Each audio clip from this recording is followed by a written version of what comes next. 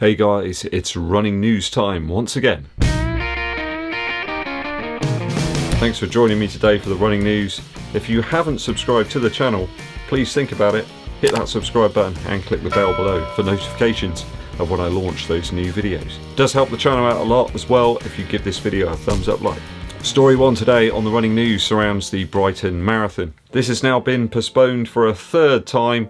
So originally they were going to try and carry the race out in September of this year, then it moved to April, and now they've postponed it once again to September. I think the new dates are between the 10th and the 12th of September 2021. The organisers have quoted that the rise in COVID cases and that increase that there has been over the last few weeks as the main reason as to why they've had to postpone it once again. Obviously the lack of such an event has a huge impact on Brighton and the surrounding area. The local community will really feel that postponement of the race. The organisers suggest that it's worth up to about 12 million to the hospitality trade alone in the local area. You've got to imagine about 20,000 people coming into the area. You've got to put that into perspective.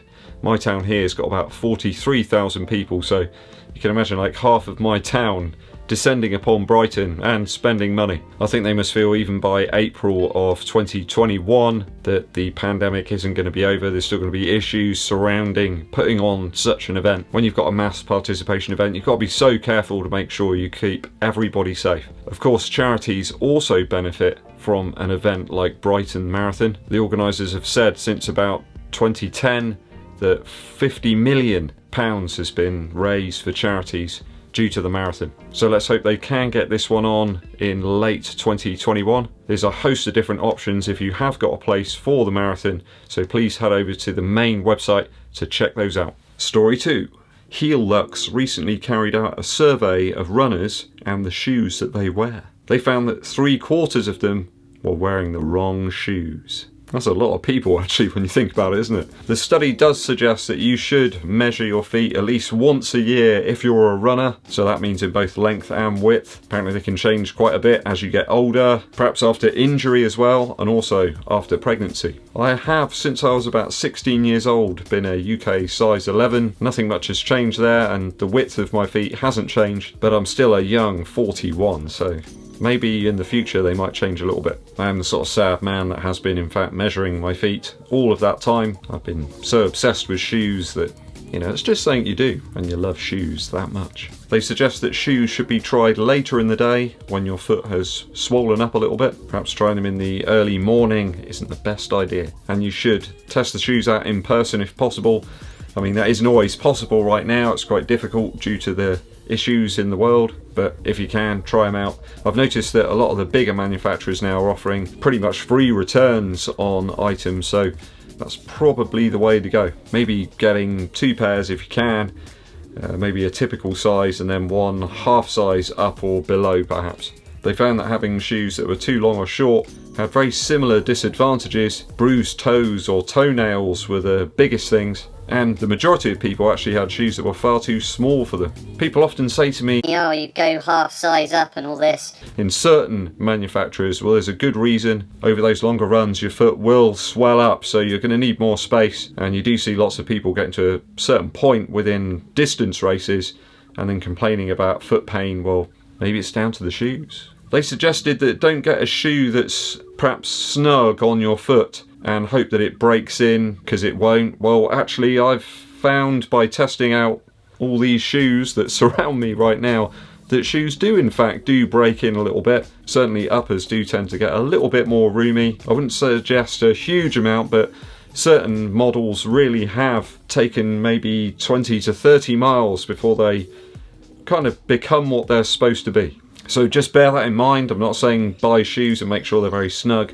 I'm just saying that some manufacturers and models do break in and mellow out a little bit. I think that's the same for midsoles as well, underfoot feel. It can change quite drastically. One of those shoes for me was the Nova Blast. I mean, that shoe in my typical size 11 was very roomy right from the start, and the underfoot feel changed massively. So some interesting findings there, and certainly some good advice to take with you when you get your next pair of shoes. Story 3.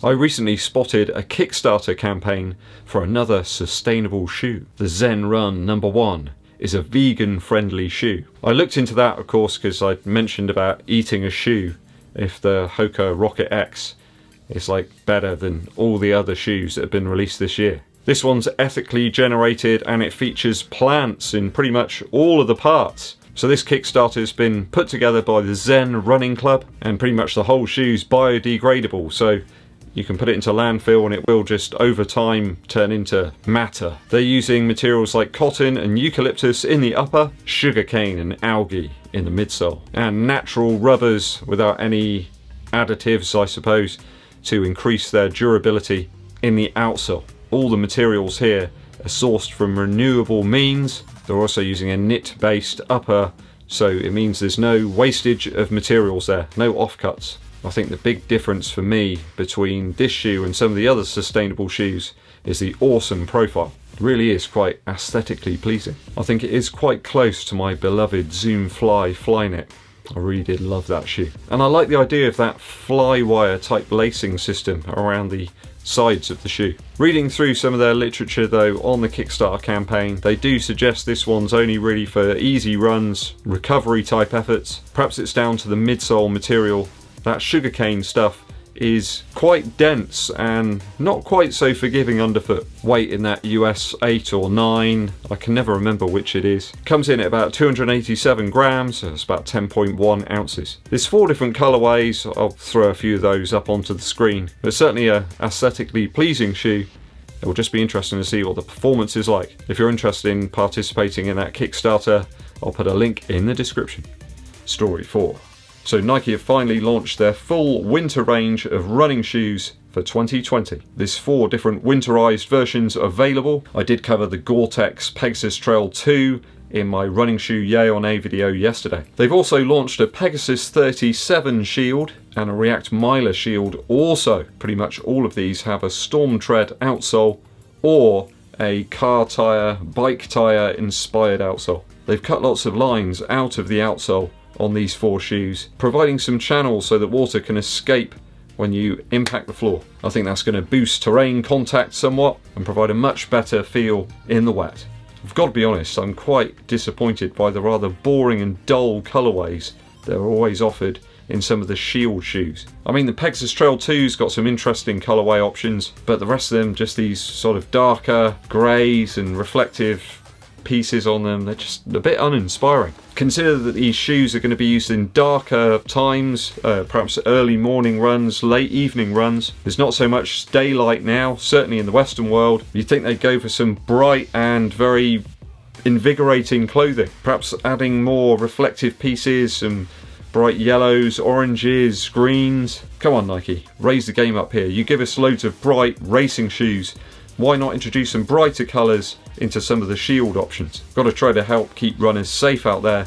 Everybody's always trying to get hold of very bright, long sleeve tops. Helps to inspire people to get out there for those winter warm-ups and those seasonal sessions. That's all the running news for today. Let me know your views and opinions on any of the stories today down in the comments. A somewhat different musical interlude today. I've been listening to Ivor Cutler's Life in a Scotch Sitting Room Volume 2. This one was originally recorded, I believe, for Radio Clyde back in 1977. I think if you haven't heard Ivor Cutler before, it would be practically impossible for me to describe his voice and his delivery. It's just fantastic. He often augments his little stories and songs with the use of the harmonium, which creates this really odd, interesting vibe. I particularly like certain sections on this album which are called Jungle Tips. It's basically Ivor Cutler giving you some important tips if you encounter certain animals while in the jungle. The lion's probably my favourite one, where he